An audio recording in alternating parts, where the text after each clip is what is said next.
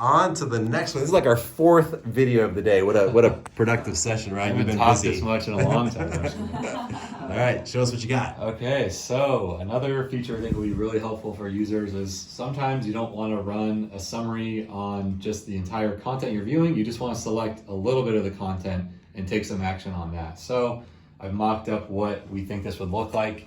And this is essentially a browser window where I've highlighted some text in this article. And then we have this Storytell little UI, box or bubble that pops up with some actions you can take. So we have a summarize functionality, which if you click that would pop open and look like this. It's just going to generate a summary for you. And we have some of the same features that you'd expect from the chat in this bubble as well. So you'd be able to copy just the raw text summary output with the copy button, or you'd be able to view the shareable link by clicking that right there and it would take you open into a new tab. Another thing we think would be really helpful is running prompts only on a certain section of the article. So I've highlighted the text, I want to run a prompt, and I can see the prompt right here and also select some prompts from my prompt library that I've saved. So just as an example, this is one I have that's to write a LinkedIn post. Maybe I only want to write about this section of the content, so I'll just run it right here. I'll see what the prompt is, and then I'll get the output right here, which it would usually be a lot longer. So this section would be scrollable, but still you'd be able to copy it and view a shareable link. And just one quick thing, if it were longer, I think it's true that we're on the same page here. Like, it's not like I would be scrolling just in this window. Like, I might have a reasonable sized amount of response. And if it's like, going off the page, or if it's like really long, then it starts to scroll. So I don't have a box that's like super, super tall. Is that how you're thinking about it? Exactly. Yeah. You wouldn't have a box that you would have to, you wouldn't have to move this top part to get to the bottom. It would basically stop right here and then start scrolling like that. Got it. Okay. All right, cool.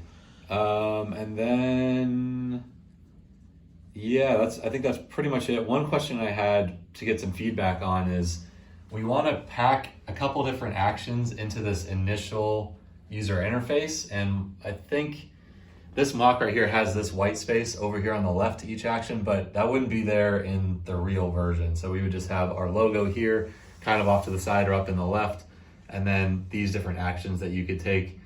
Does this feel intuitive, or is there some other type of user interface or action that you would think would flow a little bit better? If you have any recommendations for that, we'd love to hear them. And how important is it for you to be able to modify this list? So maybe there are things that you want. Do you want to be able to have like some of your favorite prompts just show up? Or what are the other things that you would basically want this user experience to be like? Would be great to understand.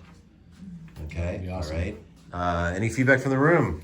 I am really curious. I've heard from so many of you that you want to be able to choose what gets summarized. So is this the experience you were hoping to have? It's like, how do I get the editorial out? How do I get the ad out?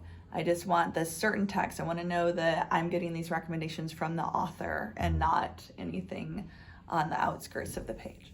Okay, all right. Jing's good. Checking in with Alma again, and she is as per the usual. Okay, all right. Awesome. Thank you so much for feedback, users. We love building for you. So can't wait to hear what you have to say. Thank you.